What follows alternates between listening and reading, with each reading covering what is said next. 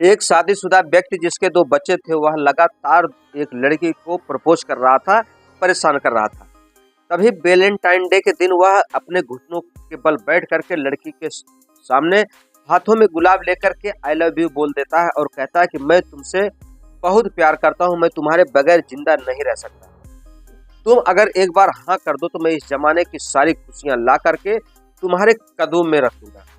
उसके बाद लड़की इतना सुनने के बाद चली जाती है, लेकिन कुछ ही देर के बाद उस व्यक्ति की हत्या हो जाती है। हत्या करने वाला कोई दूसरा नहीं बल्कि उस लड़की का पिता होता है।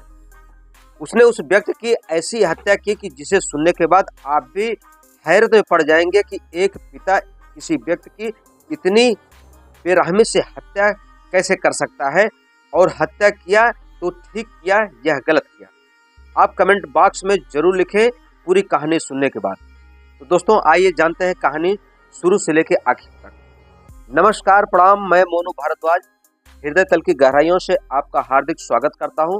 दोस्तों आप अगर हमारे चैनल पर नए विजिट कर रहे हैं तो चैनल को सब्सक्राइब करें, दोस्तों में शेयर करें, कमेंट बॉक्स में अपनी राय अवश्य भेजें।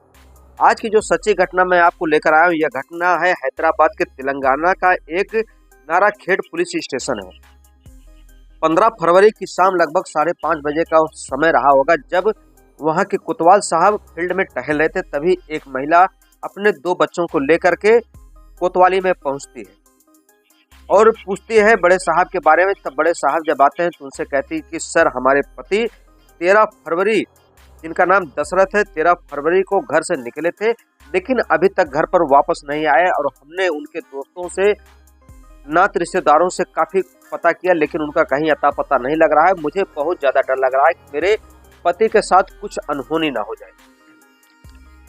बड़े साहब जब उस महिला की बात सुनते हैं तो कहते हैं कि इस बात को तुम लिखित में दे दो। लिखित तहरीर दी जाती है। तभी जो बड़े साहब हैं वह उस महिला के तहरीर को लेकर के तुरंत खोजबीन करने लगते हैं।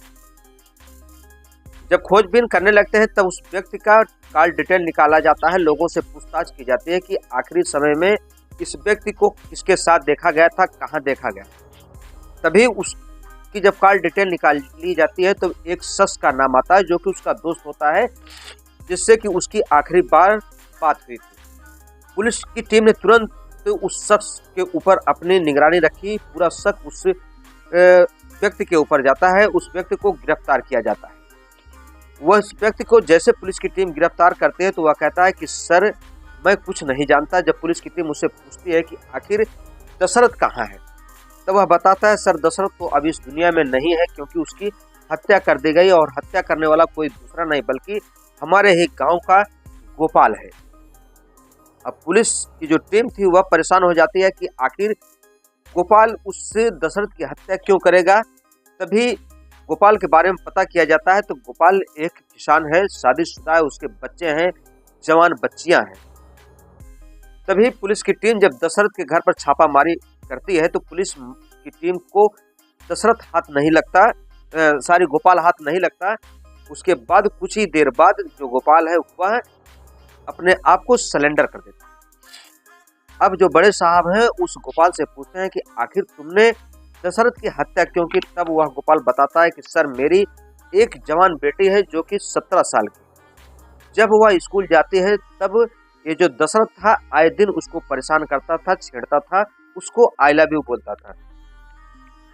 तभी मेरी बच्ची एक दिन रोते हुए आती है और कहती है कि पापा, आज तो हद हो गई। जो दशरथ चाचा थे मुझे रास्ते में रोक करके गुलाब का फूल देते हैं और आई लव यू बोल देते हैं और कहते हैं कि मैं तुमसे बहुत प्यार करता हूँ, अब मैं कल से कॉलेज नहीं जाऊँगी। मैं लाख भी अगर उस बच्चे को, उसे दशरथ को समझाता, लेकिन वह समझता नहीं क्योंकि वह मेरे गांव का रहने वाला है, मैं उसे भली भांति जानता हूँ।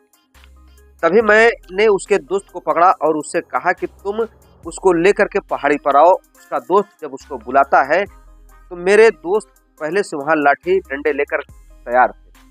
जैसे ही दशरथ वहाँ पर पहुँचता है तो हम लोग उसको लाठी डंडे से मारना शुरू कर देते हैं। तभी अचानक एक डंडा उसके सर पर लग जाता है जिससे उसकी मृत्यु हो जाती है। जब उसकी मृत्यु हो जाती है तो हम लोग घबरा जाते हैं और उसके शव को वहीं पर पेट्रोल डाल के जला देते हैं। जब कुछ जो अवशेष बचा था तो हम उसको फेंक देते हैं। पुलिस की टीम जब इतना सुनती है तो गोपाल को लेकर के उस स्थान पर जाती है जहां पर यह वारदात को अंजाम दिया गया। वहां जाने के बाद देखा जाता है कि दशरथ के सिर्फ कंकाल बचे थे, बाकी जो मांस थी अधिकांश तो जल चुकी थी, जो बची हुई भी थी तो उसको जंगली जानवरों ने खा करके हजम कर दिया। दोस्तों, अगर दशरथ का ये रवैया उस लड़की के प्रति ऐसा नहीं रहा होता तो शायद उसका परिवार बच जाता। तभी जब यह मामला सोशल मीडिया के माध्यम से लोगों तक पहुंचा तो कुछ लोगों ने इस घटना को सही बताया कि गोपाल ने बिल्कुल सही किया, क्योंकि अगर कोई भी आपकी बेटी के साथ ऐसा छेड़छाड़ करता है, ऐसी घटना को अंजाम देता है, तो उसके साथ ऐसा ही सलूक करना चाहिए। कुछ और लोगों का यह कहना है कि अगर जो गोपाल था वह इस बात की जानकारी अपने नजदीकी पुलिस स्टेशन में जा करके करता, शासन प्रशासन की मदद लेता, तो शायद आज उसका परिवार और दशरथ का भी परिवार सुरक्षित रहता है और जो बर्बादी का कारण है जेल जाना वो आज बचा रहता है और दशरथ शायद इस दुनिया को छोड़ करके ना जाता। वैसे आप इस घटना के बारे में क्या कहेंगे? कमेंट बॉक्स में अपनी राय आप अवश्य दीजिए।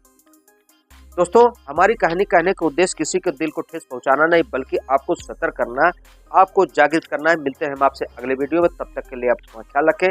जय हिंद, जय भारत, हर हर महादेव।